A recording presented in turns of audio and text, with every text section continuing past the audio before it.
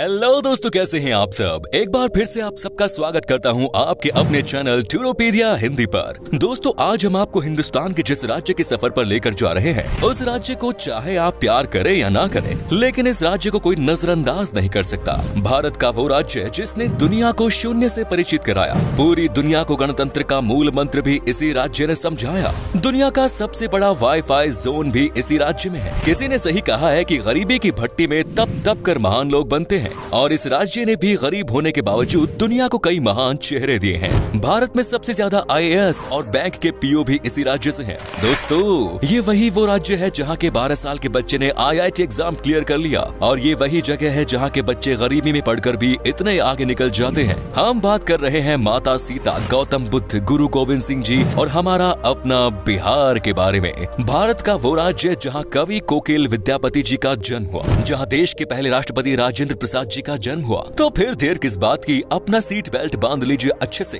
और निकलते हैं बिहार की एक शानदार सफर पर। दोस्तों, बिहार वो राज्य है जिसे प्राचीन काल में मगध के नाम से जाना जाता था, और इसकी राजधानी पटना को पाटलिपुत्र के नाम से।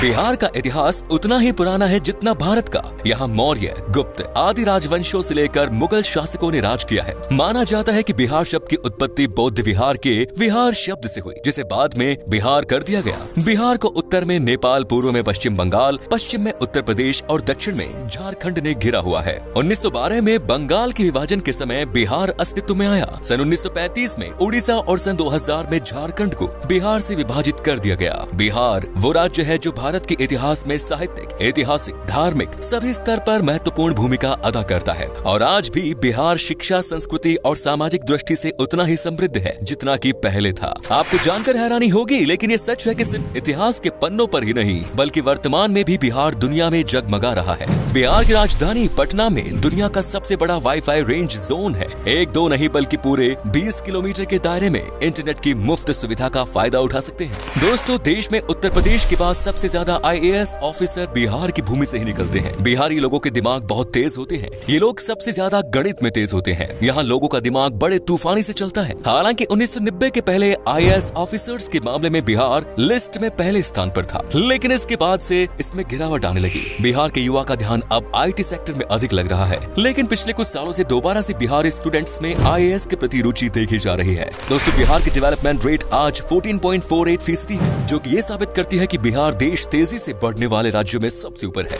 बिहार आज शैक्षिक स्तर पर केरला के शैक्षिक स्तर को टक्कर दे रहा है, बल्कि ये कहना भी अनुचित नहीं होगा कि बिहार में लिटरेट लोगों की संख्या केरला के लोगों से ज्यादा है। दोस्तों, बिहार में कृषकों की बात करें तो वहाँ कोई किसान इतना मजबूर नहीं होता कि उसे आत्महत्या करनी पड़े। दोस्तों, बिहार एक ऐतिहासिक राज्य है। इसके रंग रंग में इतिहास की वो बूंदें छिपी हैं, जो आज भी बिहार की महत्व की सुगंध न सिर्फ देश में बल्कि पूरे दुनिया में पहुंचाती है। इतिहास आज भी बिहार के महत्व की गवाही देता है। इतिहास के पन्नों से बिहार को हटा दिया जाए तो इतिहास का अस्तित्व ही नहीं रह जाएगा। देश के सबसे पुराने हिंदू मंदिर से लेकर बिहार अपने आंचल में और भी कई रोचक तथ्य छिपाए पड़ा है। ऐतिहासिक साक्ष्य को प्रमाण माने तो ईसा से लगभग 6वीं सदी पहले बिहार के वैशाली में ही गणतंत्र की पहली बेल लुकी थी। जब लोगों को गणतंत्र का अर्थ नहीं पता था, तब उस काल में वैशाली में देश की ही नहीं बल्कि दुनिया के पहले गणराज्य की आधारशिला रखी गई। संसद प्रणाली भी वैशाली में मौजूद थी। बिहार वो राज्य है जिसने आजादी के समय भारत छोड़ो आंदोलन में महत्वपूर्ण भूमिका निभाई। दोस्तों, शून्य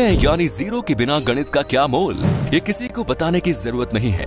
दुनिया को शून्य देने वाले आर्यभट्ट जी का जन्म भी बिहार में ही हुआ था। शायद यही कारण है कि आज भी बिहार के लोग गणित में माहिर होते हैं, और आज भी गणित में यहाँ के लोगों की कोई बराबरी नहीं। बिहार ही वो जगह है जिसने चाणक्य जैसा इकोनॉमिस्ट, चंद्रगुप्त और अशोका जैसा राजा, बुद्ध और महावीर जैसा धर्म प्रवर्तक, आर्यभट्ट जैसा वैज्ञानिक और शेर शाह जैसा शासक दुनिया को दिया। भारत एक ऐसा देश है जहाँ क्रिकेट किसी धर्म से कम नहीं, और MS धोनी का नाम इस धर्म के सबसे पॉपुलर पन्नों में से एक। MS धोनी का जन्म रांची में हुआ था, जो कि पहले बिहार का हिस्सा हुआ करता था। धोनी को लोग आज भारत के सबसे सफल क्रिकेट कप्तान और महान खिलाड़ी के रूप में देखते हैं। सिखों के 10वें गुरु गुरु गोविंद सिंह का जन्म भी बिहार में ही हुआ, और सिखों का पवित्र स्थान हरमिंदर तख्त पटना में है। आपको बता दें कि दुनिया का सबसे पुरानी यूनिवर्सिटी नालंदा यूनिवर्सिटी और तक्षशिला यूनिवर्सिटी भी बिहार में ही है। यहाँ पहले विदेशों से भी लोग पढ़ाई करने आया करते थे। दोस्तों, माता सीता की जन्मभूमि भी एक समय में बिहार में ही थी, जो आजकल नेपाल का हिस्सा हो गया। आपको बता दूं कि जनकपुर में ही माता सीता पैदा हुई और तब ये बिहार हुआ करता था, जहाँ पर भगवान राम जी आए थे।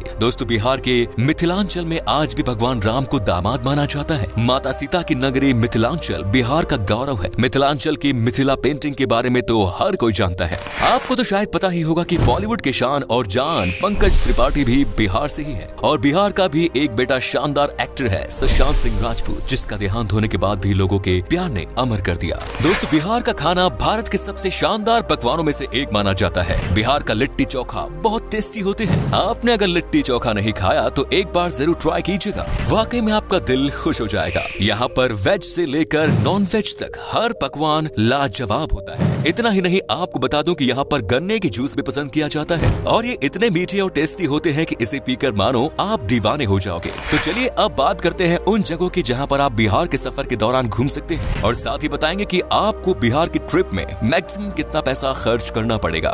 नंबर 1 इज बोध गया। दोस्तों, बिहार में घूमने वाली जगहों में शामिल बोध गया एक प्रमुख आकर्षित पर्यटन स्थल है, जो कि बौद्ध धर्म से संबंधित अनुयायियों के लिए विशेष महत्व रखता है। बोध गया एक तीर्थ स्थल के रूप में भी जाना जाता है, और ये वो स्थान है जहाँ बोधि वृक्ष के नीचे गौतम बुद्ध को ज्ञान की प्राप्ति हुई। यहाँ मन को एक अद्भुत शांति मिलती है, इसीलिए यहाँ साल भर देश विदेशी पर्यटकों की भीड़ बनी रहती है। बोध गया को यूनेस्को वर्ल्ड हेरिटेज साइट्स की सूची में भी शामिल किया गया है। Next is Patna.